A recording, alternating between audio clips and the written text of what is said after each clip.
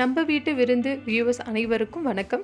இன்றைக்கி நம்ம கிராமத்து முறையில் காரசாரமாக நண்டு குழம்பு எங்கள் பாட்டி எப்படி வைக்கிறாங்கன்னு பார்க்கலாம் வாங்க.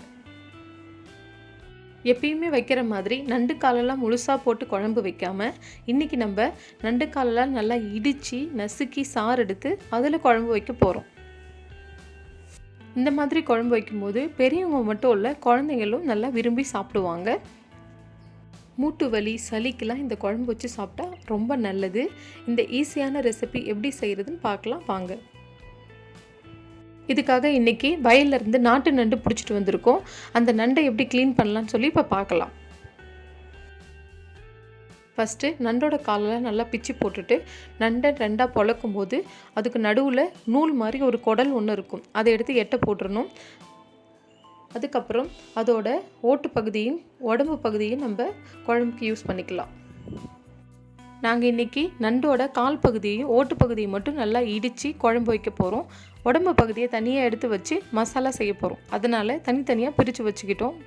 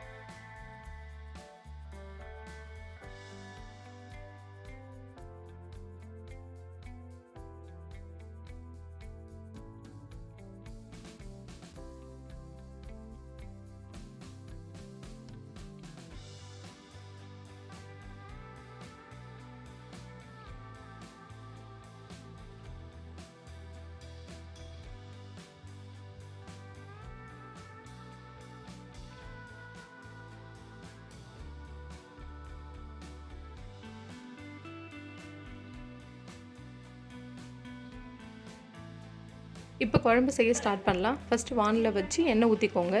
எண்ணெய் நல்லா காயட்டும்.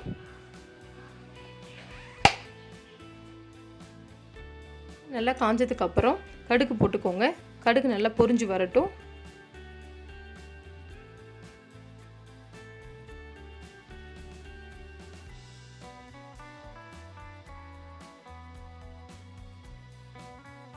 இப்போ ஏற்கனவே நறுக்கி வச்சுருக்க பெரிய வெங்காயத்தை சேர்த்துக்கோங்க. ஒரு 1/4 கிலோ அளவுக்கு பெரிய வெங்காயம் சேர்த்துக்கலாம். அப்புறம் பொடி பொடியாக நறுக்கி வச்ச இஞ்சி பூண்டு அதையும் சேர்த்து நல்லா போட்டு வதக்கிக்கணும். ரெண்டுத்தையும் நல்லா கண்ணாடி பதம் வர அளவுக்கு நல்லா வதக்கிக்கோங்க.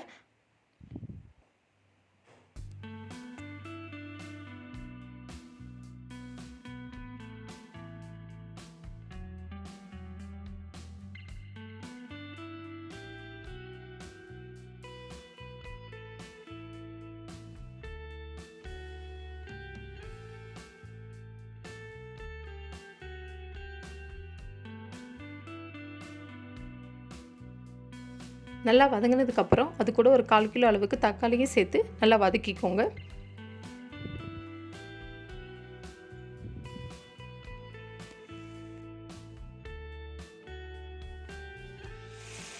நல்லா வதங்கினதுக்கப்புறம் இது கூட நாட்டு கத்திரிக்காய் கொஞ்சம் சேர்த்துக்கலாம். இது சேர்க்கும் போது குழம்பு நல்லா டேஸ்ட்டாக இருக்கும்.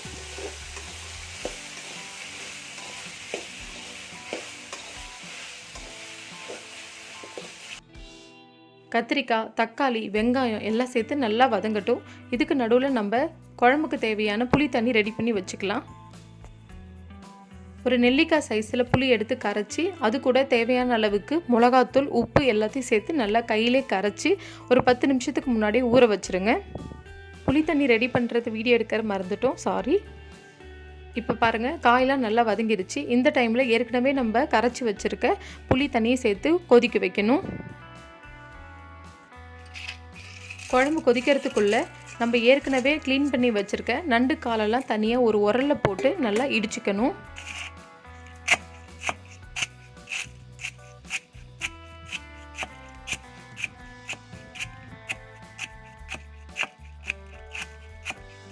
நல்லா மயிர் அளவுக்கு இடிச்சுக்கணும்.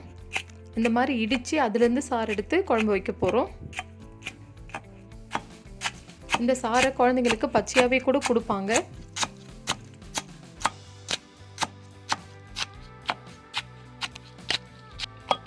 இங்கே பாருங்கள், இந்த அளவுக்கு மயிற அளவுக்கு நல்லா இடித்து வச்சுக்கணும்.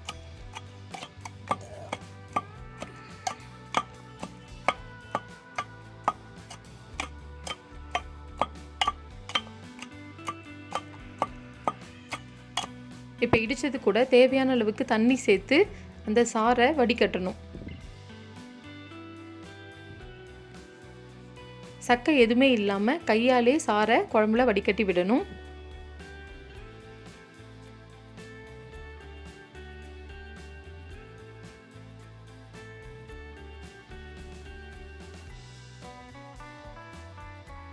இப்போ உப்பெல்லாம் டேஸ்ட் பார்த்துட்டு தேவையான அளவுக்கு உப்பு சேர்த்துக்கிட்டு நல்லா ஒரு கிளறி விட்டு நல்லா கொதிக்க விடணும்.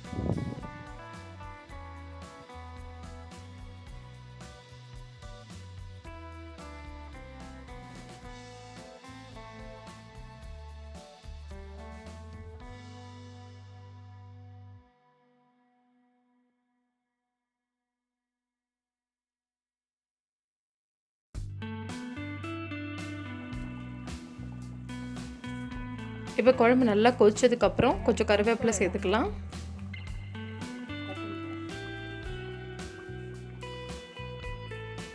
இப்போ நண்டு குழம்புக்கு முக்கியமாக தேவைப்படுற ஒரு பொருளை சேர்க்கணும். அதுக்கு நம்ம பெருஞ்சீரகம், சோம்புன்னு சொல்லுவோம்ல, அதை தனியாக எடுத்து வறுத்து வச்சுக்கணும். கடைசியாக ஏற்கனவே வறுத்து வச்சுருக்க சோம்புவையும் இது கூட சேர்த்து நல்லா கிளறி விட்டு கொதிக்க வைக்கணும்.